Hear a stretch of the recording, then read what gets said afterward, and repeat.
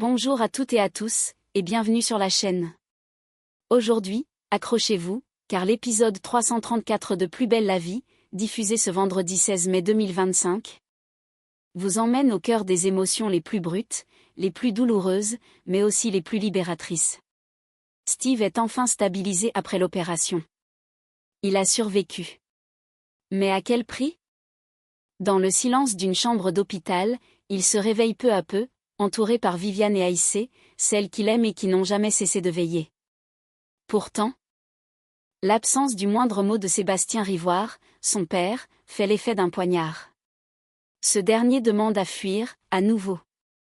Mais cette fois, il ne s'échappera pas. Car Apolline, Morgane et Jules ont rassemblé les preuves. Un dossier explosif. Une traque commence, et la justice se met en marche. Pendant ce temps, Aïssé frôle l'irréparable, habité par la rage et la douleur. Et dans les rues du Mistral, le climat se tend entre Ariane et le commandant Durieux, entre drague déplacée et manipulation perverse, le malaise se mue en alerte rouge. Ariane ne se taira plus.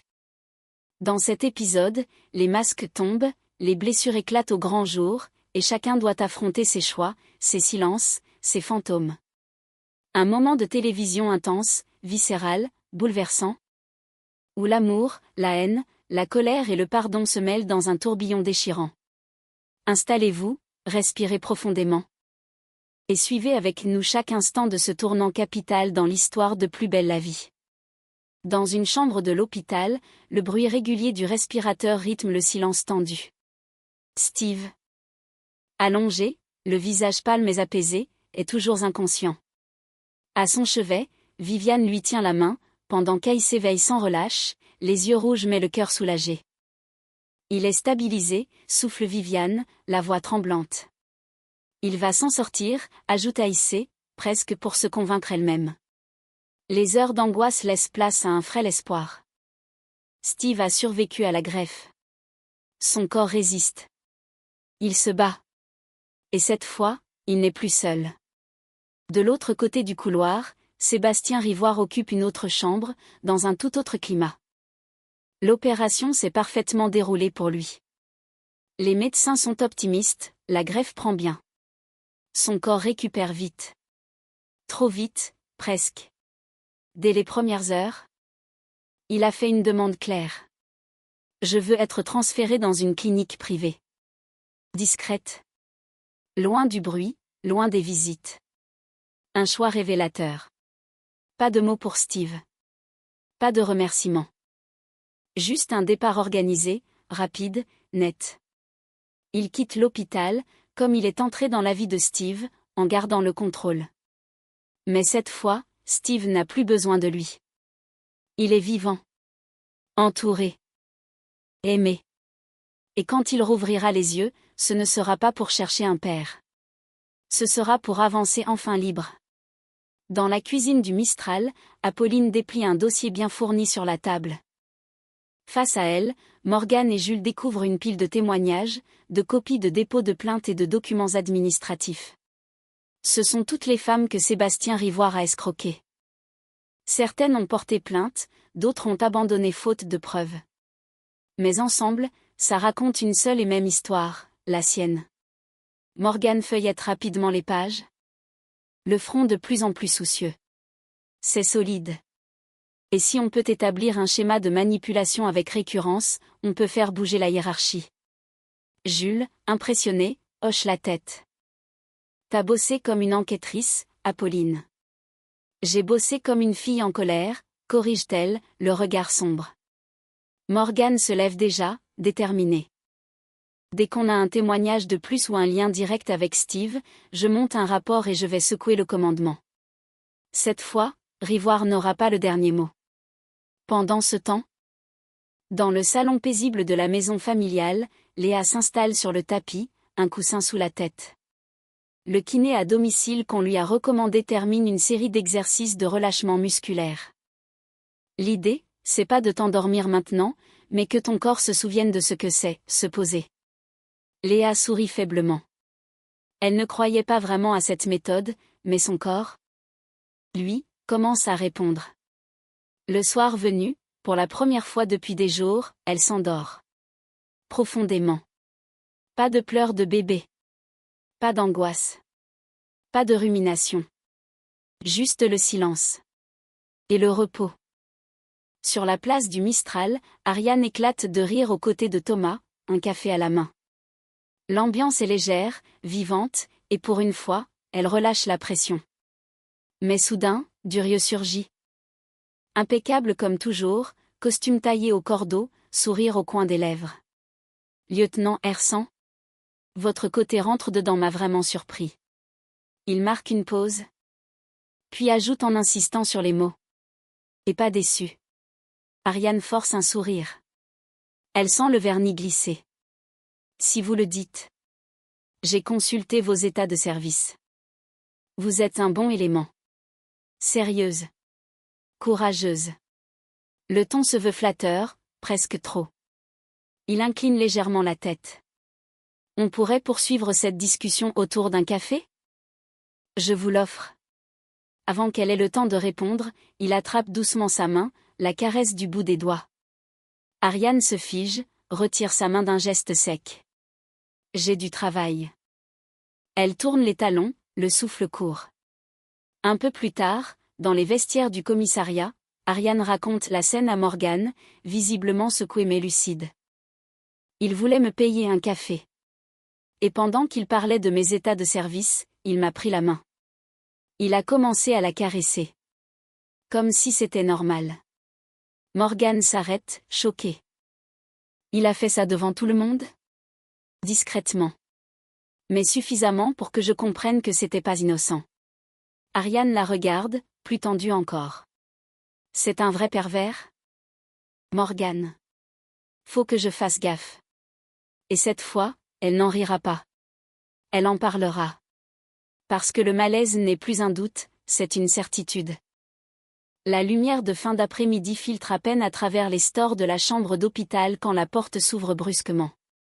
Aïssé entre, le visage fermé, le souffle court. Elle ne dit rien au personnel dans le couloir. Elle avance d'un pas déterminé vers le lit où Sébastien Rivoire repose, les yeux à demi clos, encore marqués par l'opération. Sans un mot. Elle ferme les rideaux, tirant violemment les pans jusqu'à plonger la pièce dans une pénombre tendue. Sébastien entr'ouvre les yeux. Qu'est-ce que tu fais là ? Mais Aïssé s'approche déjà. Un coussin entre les mains, le regard chargé de colère. C'est dégueulasse ce que t'as fait. À Steve. À Viviane. À Maëlys. Tu nous as tous piétinés. Elle tremble. De rage. De douleur. Et sans laisser le temps à Sébastien de répondre, elle plaque le coussin contre son visage.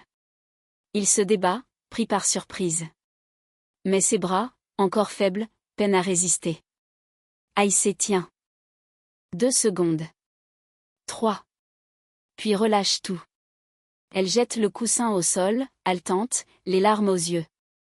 Le souffle court. Le cœur ravagé. T'en vaut même pas la peine. Elle recule. Ouvre la porte d'un geste sec, et disparaît dans le couloir. Sur le lit, Sébastien tousse, étouffé mais vivant. Son regard, cette fois, n'est plus arrogant. Il a vu la haine. La vraie. Et il sait désormais que son immunité touche à sa fin. Dans la salle de repos de l'hôpital, Gabriel grimace en essayant de tourner la tête. Son cou est complètement bloqué. Son épaule raide comme du bois. Il soupire, irrité. Léa, qui passe par là, s'arrête en le voyant lutter pour attraper une tasse. T'as l'air d'un robot mal huilé. Qu'est-ce qui t'arrive ? Torticolis carabiné. Mauvais oreiller ou mauvais karma, j'en sais rien. Mais je souffre. Léa s'assoit en face de lui, amusée. Appelle Axel. C'est le kiné à domicile qui m'a débloqué. Il est top. Gabriel secoue la tête, autant qu'il le peut. J'ai pas besoin d'un gourou des vertèbres. Je vais prendre un anti-inflammatoire et attendre que ça passe. Léa insiste. Un sourire en coin. Si ça ne marche pas, je te rembourse la séance. Gabriel arque un sourcil. En espèces ou en café à vie ? En café thé viennoiserie. Quelques heures plus tard, Axel arrive chez Gabriel. Il prend à peine 5 minutes pour observer sa posture, ses tensions. Ah oui, vous êtes bloqué net. Mais on va régler ça. 20 minutes plus tard, Gabriel lève enfin le bras sans grimacer. Il tourne la tête. Il sourit, surpris. C'est magique. Axel rigole. Non, juste anatomique. Le soir venu, Gabriel croise Léa dans les couloirs et s'incline légèrement en posant la main sur sa nuque, tout sourire. J'offre le café. Et la viennoiserie. Pendant un mois. Dans le bureau de Patrick Neuville, la lumière est douce mais l'atmosphère, elle, est pesante. Durieux s'est invité sans prévenir, dossier en main, sourire de façade. Il s'assoit sans attendre qu'on l'Y invite vraiment, puis entre directement dans le vif du sujet. J'ai un petit souci avec l'un de vos agents. La lieutenant Hersan. Patrick relève lentement la tête, interpellé par le ton. Ariane? Qu'est-ce qui se passe? Durieux ajuste sa veste, joue la carte du professionnalisme. Elle s'est permise une familiarité, disons, un peu déroutante. Une manière de me parler, de s'imposer, plutôt déplacée. Patrick fronce les sourcils. Il connaît Ariane, ses manières directes, sa franchise brute. Mais il sait aussi ce qu'elle vaut, humainement et professionnellement. Vous avez des propos ou des gestes précis à me signaler? Durieux esquive. Ce n'est pas une plainte, ni une procédure. Juste une remarque. Une tension que je préfère désamorcer. Il se lève, prêt à conclure. Je pense qu'un petit recadrage informel serait suffisant. Un rappel au cadre hiérarchique. Il salue poliment, puis quitte le bureau, laissant Patrick pensif, troublé. Il y a dans la voix de Durieux trop de calme, trop de contrôle. Et derrière ce discours policé, quelque chose ne colle pas. Quelqu'un ment.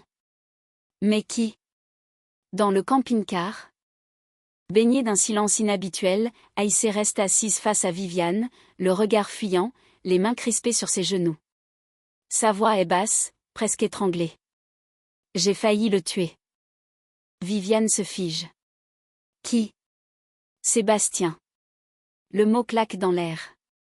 Aïssé se lève, fait quelques pas, puis revient, submergé. Je suis allée le voir à l'hôpital. Je lui ai dit ce que je pensais de lui, et puis j'ai fermé les rideaux. J'ai pris un coussin. J'ai approché mon visage du sien. Je l'ai senti faible. J'aurais pu. Elle s'interrompt, la gorge nouée. Et là, j'ai eu cette sensation. Comme si Steve était là, dans la pièce. Comme si sa présence m'arrêtait. C'est lui qui m'a retenue. Pas physiquement, mais intérieurement. Viviane l'écoute. Bouleversée, puis la prend doucement dans ses bras. Tu as eu peur de le perdre. Et tu t'es perdu aussi, l'espace d'un instant. Mais tu n'as pas basculé. Tu es revenu. C'est ça qui compte. Quelques heures plus tard, dans la chambre d'hôpital, les machines bipent calmement. Steve ouvre enfin les yeux. Il cligne plusieurs fois, puis tourne la tête. Viviane et Aïssé sont là. Immobiles. Figés dans l'attente. Il tente de parler, puis murmure dans un souffle. J'ai un peu faim. Un rire nerveux, plein de soulagement, fuse du côté de Viviane. Aïssé fond en larmes. Incapable de parler. Steve, encore faible mais lucide, esquisse un sourire. J'ai rêvé, que vous étiez là. Viviane lui prend la main. On ne t'a jamais quitté. Et dans ce lit d'hôpital, la vie reprend doucement ses droits. Un fils revient à la lumière, et ses mères aussi. Dans les couloirs feutrés de l'hôpital, une équipe médicale s'affaire. Sébastien Rivoire est prêt à être transféré. Son brancard est déjà à demi glissé dans l'ascenseur. Une infirmière vérifie les papiers. Le trajet vers la clinique privée en Savoie est censé se faire dans la discrétion, loin de Marseille, loin des regards, loin des conséquences. Mais soudain, la porte de service s'ouvre brutalement. Idriss entre en tête, suivi de près par Morgane, visiblement tendu. Le transfert est suspendu, annonce Idriss d'un ton ferme. L'infirmière le regarde, déconcertée. Mais, c'est validé par le médecin et il ne quitte pas Marseille. Il reste ici, sous surveillance policière. Une enquête a été ouverte. Sébastien pâlit. Il comprend. L'étau se resserre. Et cette fois, plus de fuites possibles. Dans le camping-car, Viviane et Aïssé entourent Steve, qui vient d'apprendre la nouvelle. Il se lève brusquement, tourne sur lui-même. La gorge nouée. J'arrive pas à y croire. Il a essayé de fuir. Encore. Comme toujours. Viviane pose une main sur son bras. Mais Steve s'effondre littéralement dans ses bras. Les larmes coulant sans retenue. Ça me fait tellement mal, tout ça. Sa voix se brise. Aïssé l'enlace à son tour, en silence. Ils ne disent rien. Ils le tiennent. C'est tout ce qu'ils peuvent faire. Et c'est déjà beaucoup. Car ce soir-là, Steve ne pleure pas seulement son père. Il pleure l'enfant qu'il a été. Les illusions envolées. Et peut-être, quelque part, le début d'une reconstruction. Et voilà. L'épisode 334 vient de s'achever, et il laisse derrière lui un souffle coupé, un cœur serré, et des larmes qu'on retient à peine. Steve s'est réveillé. Faible, mais vivant. Et dans ses premiers mots, c'est l'amour qui a parlé, pas la douleur. Autour de lui, Viviane et Aïssé, bouleversés, le tiennent debout par leur seule présence. Ce n'est pas encore la fin du combat, mais c'est le début d'une renaissance. Pendant ce temps, le masque de Sébastien Rivoire se fissure enfin. Lui qui a voulu s'échapper dans le silence est désormais cloué sur place, face à une vérité qu'il ne pourra plus fuir. La justice se met en marche, grâce au courage d'Apolline, Jules et Morgane. Car parfois, ce ne sont pas les juges qui font basculer les choses, mais ceux qui refusent de se taire. Et que dire d'Ariane ? Qui réalise avec effroi que son supérieur n'est peut-être pas seulement manipulateur, mais dangereux. Elle ne rira plus de ses sous-entendus. Elle parlera. Et cette parole-là ? Elle peut sauver des vies. Dans cet épisode, chacun fait face à l'ombre, mais chacun avance. Lentement. Doucement. Avec des cicatrices, oui, mais aussi avec du courage, de l'amour. Et une force qu'il ne soupçonnait pas. Si vous avez été touché, ému, choqué comme moi, n'hésitez pas à réagir dans les commentaires. Abonnez-vous à la chaîne, activez la cloche. Et surtout, restez avec nous. Car à Marseille, rien n'est jamais simple, mais tout est profondément humain. À très vite pour la suite. Prenez soin de vous.